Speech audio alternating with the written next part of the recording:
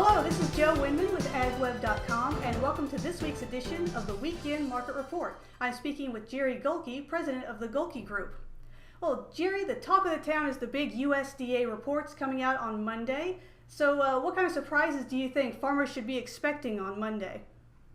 Well, you know, the general perception is that, first of all, that we got a big crop coming yield-wise, and I guess the unknown yet is how many acres did we end up planting if we get all that information on Monday. But that's what this Monday's report is all about. Is it's called the Stocks in All Positions and Acres Report. So first we'll get the stocks that are available on June 1, and from that you can pretty much guess how much you're going to use for the last 3 months of the year before we harvest again. And the market will be interested in that because it'll show, did we use more corn than we thought or less? And that also, those stocks numbers will be a reflection of kind of what kind of crop we had last year. You know, we kind of go through this over a whole year's period of time, and that kind of determines whether maybe the crop was better than we thought last year or worse than we thought. And so we come up with a stocks number, and of course, you know, 100 million corn here or there doesn't sound like much, but if it's 100 million bushels more than the market expects, then it'll look at it and say, wow, we've got almost 1 million acres at 150, 60 bushels an acre, or 2/3 of 1 million acres worth of corn in the bin without even harvesting it. So it's almost like getting a bigger crop for next year because you carry it in. You know, it's a carryover and then carries into the following year. Soybeans is a big deal because they, you know, the government's been warning us that we need to import a lot of beans, and how many beans we got left over on June 1st, and can we make it to harvest, which is really probably August in the southern part of the United States. Do we really have enough in stock, or did we find out that the crop was bigger than we thought last year, and these stocks appear? And that's the only excuse that we can come up with, is that when things don't balance, we say, well, the crop was bigger than what it was last year. So right now, from the acreage and the stock standpoint, there could be a surprise in the stocks that we actually are using more than we thought, or that number is less than we thought. I'm kind of in that camp, thinking that things were better than we anticipated. And also then, of course, we got the acres number, and the average consensus of the people they poll out there, which are mainly traders and commission houses, is I believe 92.1, which is a little more than what we had in March. Actually, they're thinking more corn acres than we thought, and a little more beans, maybe 500,000 to close to 1 million acres more beans planted than we originally thought. So that's what the market's looking for. So we look at what numbers do come out, how does that compare to expectations, and that'll tell us if the market goes higher or lower. All right, well, now there's been news about Monsanto and DuPont being disappointed with their corn sales, suggesting that maybe corn is going to be less than USDA is suggesting. So what's going on there? How do you see this unfolding? Well, you know, I guess they're comparing it to last year, and if you, I think DuPont is somewhere in that 10% less revenue, so, and Monsanto is suggesting maybe 5% less than last year. And if you take a look at last year's numbers that we planted, and we kept them the same market share, perhaps, then 5% of 95.3 is about 5 million acres, roughly, close to 5 million, a little less than 5 million acres. And you subtract that from 95.3, and you get somewhere in that neighborhood of 90 million acres. And that's where we're at. Our survey suggested about 90.5. And then, of course, you look at DuPont, and if they're a higher number, and all the rest of them, Pioneer and all the rest, suggest that it's somewhere between 5 and 10% less, then you got to say, you know, we could get a number in here that's 89 million acres in corn, and then maybe more beans. And what they're saying in their release was the increase in soybean bushels seed sold, won't make up for the revenue lost in the lost corn sales. So it cost me about $55 an acre to plant beans. It cost me about $90 an acre or plus to plant corn. So you can figure the math out, acre for acre. If you replace corn acres with beet acres, you don't sell in revenue-wise, you don't sell as much revenue to accomplish that. So that's probably what they're looking at. And so that's opened up some interesting trading where we've seen some of the traders say, well, maybe this corn crop isn't as big because it's been raining and all that, and And then we also have the component that's going to enter in after all that saying, we planted a lot of acres. And if you fly around northern Iowa and southern Minnesota, it kind of looks like it did last year. A lot of potholes, a lot of water, ground underwater and saturated. The only difference this year is that last year they didn't get planted. It was prevent plant. This year we planted it all.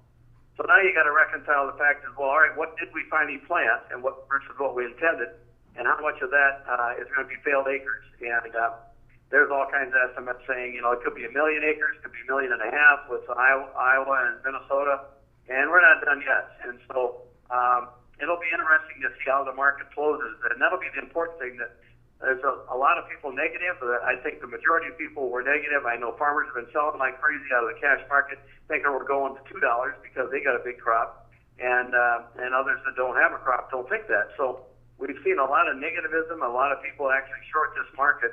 Funds, you've heard in the news all over the place about the funds being short, and of course more soybeans. And today was the first time that soybeans really fell apart going into the close. They're down about 18 cents, I believe, 16 cents. That's a pretty big move considering they've stayed pretty stable since then. So a lot of unknowns out there yet. Yeah, Jerry, with all these unknowns, with these, everyone waiting on these reports to come out, is there anything that farmers should be doing, any last-minute protection, or do you have any advice for them of how they can protect themselves? Well, I think the worst thing you can do sometimes is to look out your back door and suspect that. I know I've heard a couple of farmers quoted on the news media, and even on the Weather Channel now has got it.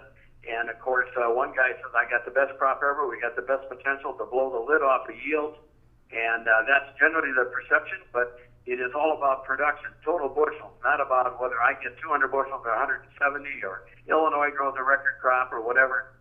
It's all about bushels times average bushels per acre nationwide and how many acres we plant. So it'll be that acres number that's going to give us a number out there that could be a shocker, I think.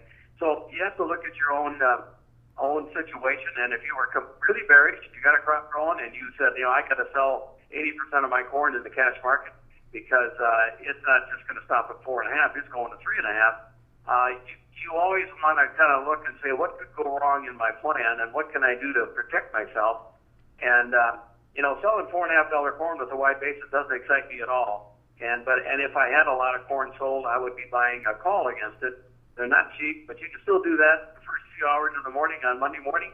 You can buy an option to say, I'm 80% sold at 4.5 or whatever it was. What if this corn does go to 5.50 because of weather later on this year or acres? I don't want to leave $100 or $1 on the table. Maybe I need to buy an option on the upside. And so nothing's cheap. You'll spend 15 cents for the right to own grain. It might be that it's a complete waste of money, and we find out that we actually planted more corn, and then you'll probably be glad you sold what you did. And in soybeans, a lot of guys have sold some cash beans. I think to be more than 75% sold or hedged in the bean market is probably a stretch, and I think we're at 80% and nervous about that because something's wrong when everybody knows that there's going to be more beans and the price is still up here near $12. And so I think you have to look at your own situation, and if you're happy with it, do nothing and say, well, this was an interesting experience. But if you're leaning pretty heavily on the short side of something in futures, then that's what these options are made for. And you only really need an option for 1 day. You want to buy protection for that crop report for the 1 day, and that's where some of these short-dated options come into play, where you can buy a September September call that's an August call. They call it a short-dated option that's traded off to September, but it's only good until through the end of July. So it buys you a couple of weeks, but you really only need it for a couple of days. And then we go from there. And of course, then after we get all done with this, we still have the cool tendency that we have in the north and wet that looks like it's going to continue. And if it does, eventually someone's going to talk about maturity of that crop that's north of I-90. And right now we need some hot, dry weather to bring that stuff through, and not cold, wet weather. So we get us through Monday and cover that, then we'll be able to look ahead and say not so much what we don't know, it's what we finally know that counts. We either have the acres, and then on July the government will put a yield behind all this, and then they'll take into consideration grain that's underwater that won't produce anything. that'll temper the total yield because they have to stick with the acres that were reported in June 30th until they get to October. So one major hurdle out of the way, and this will tell us an awful lot at 11:01 tomorrow. Well, all right. Sounds like there's a lot of unknowns and a lot of anticipation for these upcoming reports, and we'll look forward to seeing those as soon as they come out. Right. You'll be able to tell by looking at the screen. Yep. Well, all right. Well, that wraps it up for this week's edition of the Weekend Market Report. I'd like to thank Jerry Gulke from the Gulke Group for taking the time to talk markets with us this week. So thank you, Jerry, and I hope all goes well this weekend. We'll see you next week. For Farm Journal Radio, this is Joe Winman.